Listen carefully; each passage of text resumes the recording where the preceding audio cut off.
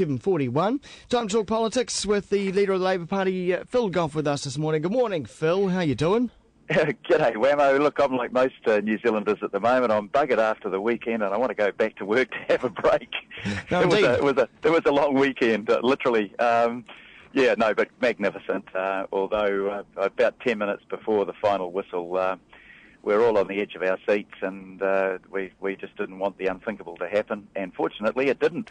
Fortunately, because it was a pretty rubbish game, really, though, wasn't it? It's really at the end of the day. I mean, the result, of course, was what everyone wanted. But, No game is a rubbish game when at the end of it you end up as the holders of the Rugby World Cup after 24 years. No, look, it wasn't the most dynamic game of rugby that I've ever seen. That's true, and I think, we all went in there with the expectations that we'd clean the French out. They'd lost twice after all. Yeah. And, by more than 20 points to us. But I reckon I put the mocker on it. I was talking to a couple of guys from the rugby union just before the game, and I said, look, I reckon we'll do it by 20 points, but hey, if we win by 1 point, that'll be enough. It was your fault then, wasn't it? It's my fault. Well, I guess now it's that time where we're past now the Rugby World Cup. We're heading towards the election now. The real issues can start to be discussed. Of course, though, the people in power will still want to keep that glow of that Rugby World Cup going. Can the All Blacks, in fact, prevent another downgrade? No. Focused on the All Black win in terms of rating us, and I just talked to Martin Snedden before he was in a studio with me, and he said, look at this, for 45 days we've just had this escape from reality, been able to focus on something that we enjoy and we love, and we've been able to put all the challenges and the problems just a little distant from us. Now it's kind of like the morning after. We will celebrate for another 2 days, but we've now got to confront the big challenges of the future. That double credit rating downgrade, first one in 13 years, and now Key telling us that we'll probably have a third one. And that tells us something. It says that our country's not in the shape that it should be. And I think this election campaign has got to look about the future, and it's got to look about taking some of the hard decisions that we need to take for tomorrow, rather than just the soft decisions for today. Because the first BS story is out in the blocks this morning. I guess it's the headline on the Herald this morning. The All Blacks have shown earthquake-stricken Christchurch the way ahead, according to Bob Parker. So no need for some hard decisions. Apparently the All Blacks have got it sorted. Yeah, well, look, I know what Bob's trying to say, but frankly, it's bull. Yeah. The problem we got with Christchurch is insurance companies that won't insure so that people can rebuild. And I was talking to a woman actually at the rugby on Sunday night, and she said, look, we've moved to Auckland. We've always been a Canterbury family, but we were just sick of our lives being on hold. We couldn't rebuild, we've moved to another town to make our future here. And that's going to be the tragic story for Christchurch unless we can get those insurance companies to say, hey, look, green zoned areas, houses built to proper earthquake standards, it's a reasonable risk, and we're going to provide the insurance cover.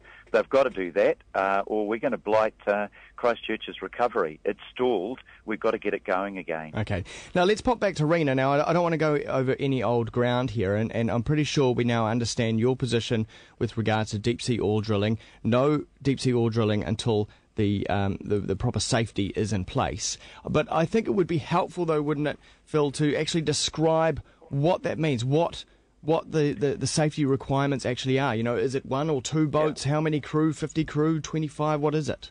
Well, I don't know the technical answers to all of that, but I do know there are 3 things that we'll be looking for. One, we'll be looking for real guarantees that from who? From the oil drilling company prior to it being granted any licence to drill. You can't get a guarantee from the petrol companies around the world are notorious for lying about their safety procedures. It has to be independent, surely.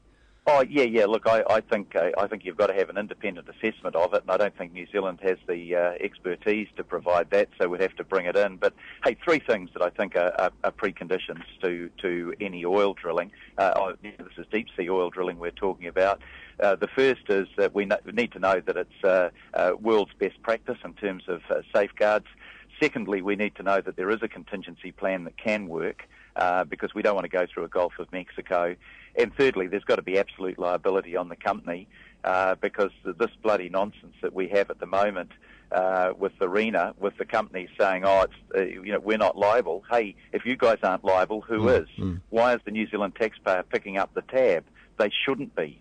But surely you're going to need some independent advice from people who know what they're talking about with regards to deep-sea oil drilling, because some of these wells that they're thinking about around New Zealand are 2 to 3 times deeper than the Horizon drill, and it's like going to the moon. We don't actually know what happens or how to fix these things. Maybe the technology doesn't even exist.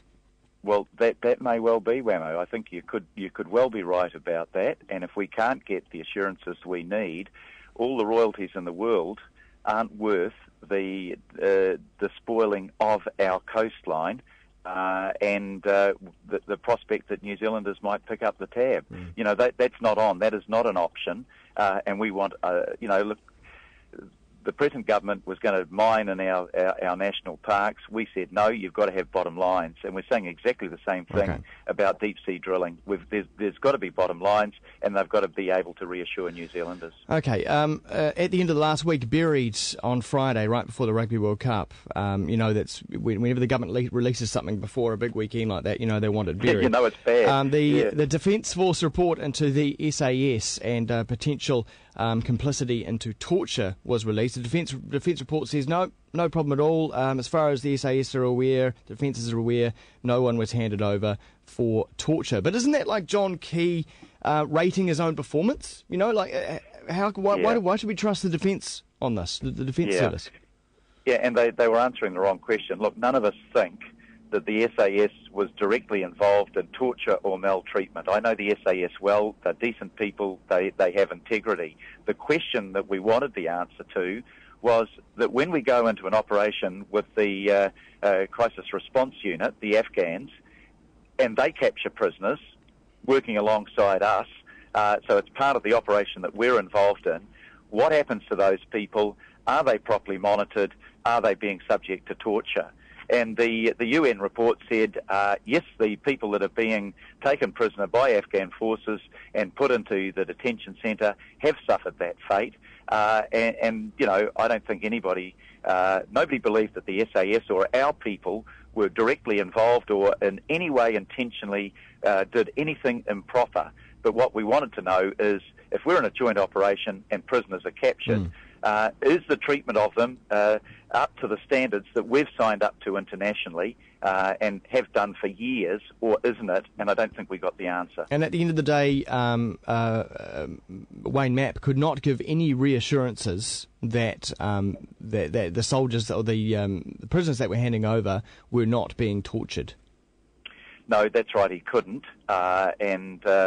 Our position in the Labour Party since 2005, when we were in government, was that the SAS would not be in Afghanistan, and that's one of the reasons why not. We'll have a longer phase out for the provincial reconstruction team, because we can control what our people are doing in that area, and we are working with an administration locally that's a good administration. That's not the case in Kabul, and Labour's position is to bring the SAS boys back home, and as quickly as possible. Phil Goff, finally, have you ever been in a three-way handshake? Too eager by far, I reckon. No, look, it was. Leave aside the politics. All credit to our guys in the team. Hey, I saw Graham Henry smile last night. Something cracked, didn't it? There's something. 8 years I've been waiting for that, and we know a couple of the guys there quite well. Grew up with our sons, etc. And look, they were over the moon, and all credit to them. It wasn't just the last game; it was the whole of that tournament. They were consistent, they were disciplined all the way through. They're a credit to us. So go the All Blacks. Thanks, Phil. Cheers. See ya. Thanks, mate. Cheers. Bye. Leader of the Labour Party, Phil Goff, there with us.